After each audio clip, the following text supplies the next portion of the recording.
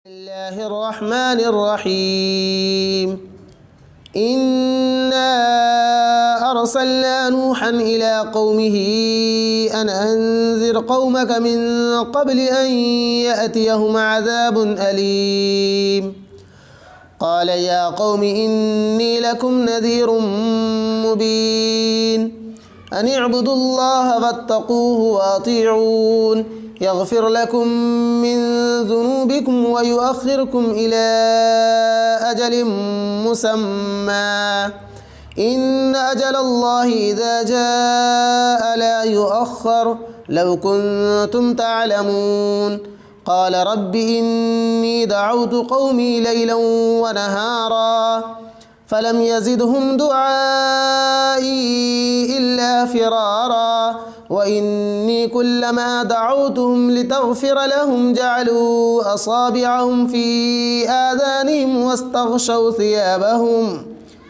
واستغشوا ثيابهم وأصروا واستكبروا استكبارا ثم إني دعوتهم جهارا ثم إني أعلنت لهم وأسررت لهم إسرارا فقلت استغفروا ربكم إنه كان غفارا يرسل السماء عليكم مدرارا ويمددكم بأموال وبنين ويجعل لكم جنات ويجعل لكم أنهارا ما لكم لا ترجون لله وقارا وقد خلقكم أطوارا ألم تروا كيف خلق الله 7 سماوات طباقا وجعل القمر فيهن نورا وجعل الشمس سراجا والله أنبتكم من الأرض نباتا ثم يعيدكم فيها ويخرجكم إخراجا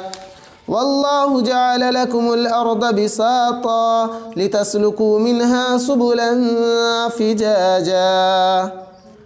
قال نوح رب إنهم عصوني واتبعوا من لم يزده ماله وولده إلا خسارا ومكروا مكرا كبارا وقالوا لا تذرن آلهتكم ولا تذرن ودا ولا سواعا ولا يغوث ويعوق ونسرا وقد أضلوا كثيرا ولا تزد الظالمين إلا ضلالا مما خطيئاتهم أغرقوا فأدخلوا نارا فلم يجدوا لهم من دون الله أنصارا.